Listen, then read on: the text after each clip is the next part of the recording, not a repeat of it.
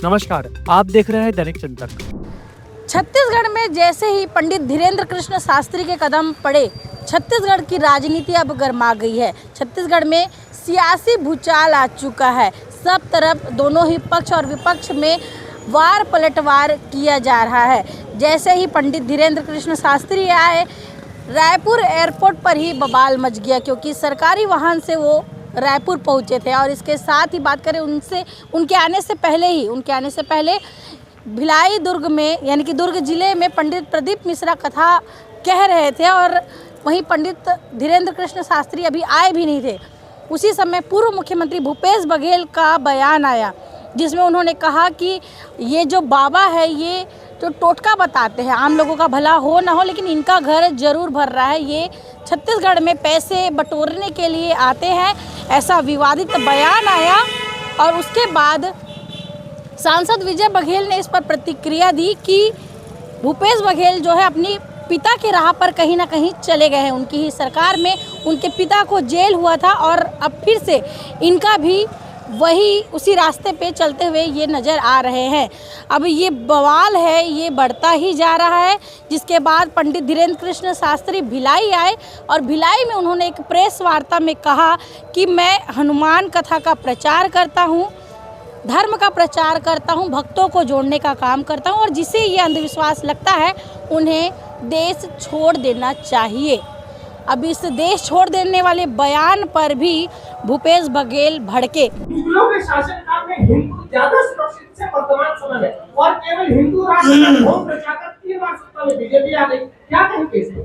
देखिए, नेताओं के बयानों पर हम जवाब नहीं देते क्योंकि हम नेता नहीं हैं, पर फिर भी हम एक बात जरूर कहना चाहेंगे कि हिंदू जोड़ना, हनुमान जी की भक्ति का प्रचार करना, राष्ट्रवाद के प्रति जगाना यदि अंधविश्वास है तो जिन्हें ये अंधविश्वास लगता है उन्हें देश छोड़ देना चाहिए।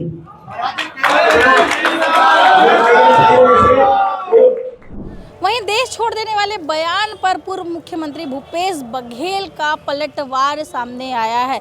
उन्होंने कहा कि ये कल का बच्चा हमें धर्म ना सिखाए, क्योंकि उनके बेटी की उम्र भी उनसे बड़ी है, मेरा बेटा भी इनसे 10 साल बड़ा है, ऐसा उन्होंने कहा। ये लोग छत्तीसगढ़ में पैसे बटोरने के लिए आते हैं, जब ये पैदा भी नहीं हुए थे तब से हम हनुमान चालीसा का पाठ कर रहे हैं, ऐसा उन्होंने कहा। साथ ही पंडित धीरेन्द्र कृष्ण शास्त्री को उन्होंने बीजेपी का एजेंट तक बता दिया। वहीं उन्होंने पंडित धीरेन्द्र कृष्ण शास्त्री को चुनौती देते हुए कहा कि छत्तीसगढ़ में भी कई साधु संत हैं और उन्हें अगर चुनौती कबूल करना है तो छत्तीसगढ़ के साधु संत से शास्त्रार्थ कर ले। आगे आप सुनेंगे भूपेश बघेल जी ने क्या कुछ बयान दिया है, लेकिन इसके बाद भी ये जो वार पलटवार रुका नहीं। वहीं एक कार्यक्रम के दौरान छत्तीसगढ़ के डिप्टी सीएम अरुण साव भी बीजेपी की एजेंट वाली बात पर पलटकर जवाब दिया। उन्होंने कहा कि ये वही पार्टी से है, पूर्व मुख्यमंत्री भूपेश बघेल उसी पार्टी से जिन्होंने भगवान राम को काल्पनिक बताया था और अयोध्या राम मंदिर बनने में भी रोड़े अटकाए थे। तो कहीं ना कहीं इस सब विवाद से कांग्रेस का जो है सनातनी विरोधी चेहरा सामने आ रहा है, ऐसा आरोप डिप्टी सीएम अरुण साव ने लगाया। लेके चल रहे हैं किसी स्पेसिफिक सीधी बात है, उनका धंधा है, भारतीय जनता पार्टी की एजेंट के रूप में काम करते हैं। उसके अलावा है क्या उसके अलावा और क्या कहते हैं? कौन से दर्शन की बात करते हैं, कौन से आध्यात्मिक बात करते हैं? मैं चुनौती देता हूं, छत्तीसगढ़ में हमारे इतने महापुरुष हैं, इतने दर्शन शास्त्री हैं, आध्यात्मिक क्षेत्र में काम करने वाले हैं, धार्मिक क्षेत्र में काम करने, किसी भी हमारे जो साधु संत है मठ में बैठे हैं, है ना, उसे शास्त्रार्थ कर ले, मेरी चुनौती है। दांडी महाराज त्रिपुर मंदिर में बैठे हैं, दूधाधारी मठ में हमारे महाराज जी बैठे हैं, ऐसे अनेक मैं तो 2 नाम उदाहरण दे रहा हूं। चलो शास्त्रार्थ कर लो धर्म के बारे में। मैं तो उस क्षेत्र के नहीं हूं, लेकिन उन लोगों से मैंने तो 2 उदाहरण 2 नाम के ऐसे बहुत मिलेंगे हमारे छत्तीसगढ़, तो उनसे शास्त्रार्थ कर ले। ये पैसा बटोरने आते हैं, आध्यात्म में वैसे कोई क्राइटेरिया नहीं होता। का एजेंट बताया कि बोले एजेंट के तौर पर बीजेपी के लिए काम कर रहे धीरेन्द्र शास्त्री, आप क्या कहेंगे इस विषय पर? देखिए, भूपेश बघेल जी उस पार्टी के नेता हैं जिस पार्टी ने भगवान राम को काल्पनिक माना, काल्पनिक कहा। अयोध्या में हमारे भांचा राम के मंदिर के निर्माण में रोड़े अटकाए। आज जब धर्माचार्य धर्म की कथा करने आए हैं, हनुमान जी की कथा सुनाने आए हैं, तो आज फिर से कांग्रेस के नेताओं का जो सनातन विरोधी चेहरा है वो बार बार उभर कर आता है, फिर से उभर कर आया है।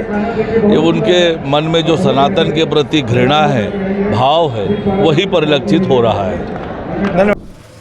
इन्हीं सब विवादों के बीच जहां एक मुद्दा ये भी था कि पंडित धीरेन्द्र कृष्ण शास्त्री को छत्तीसगढ़ के कैबिनेट मंत्री यानी कि गुरु खुशवंत साहिब सतना से रायपुर लेकर आए थे।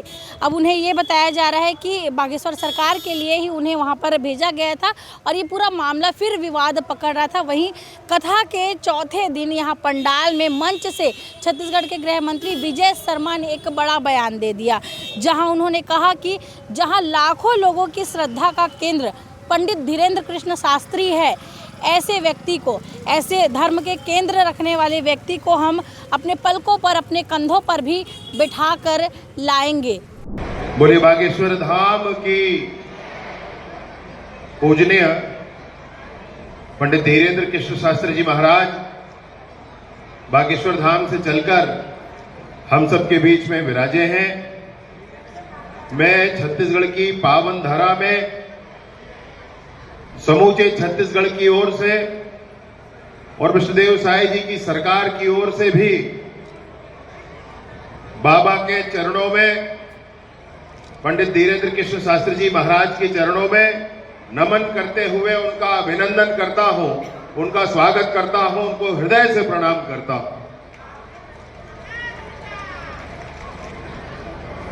छत्तीसगढ़ में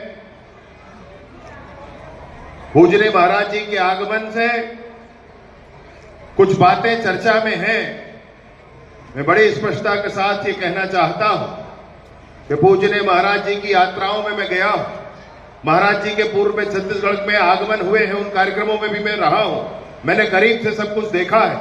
मैंने देखा है कि महाराज जी समाज में अगर कोई ऊंच नीच का भाव है तो उसको दूर करने के लिए कितनी ताकत, कितनी शिद्दत के साथ कोशिश करते हैं।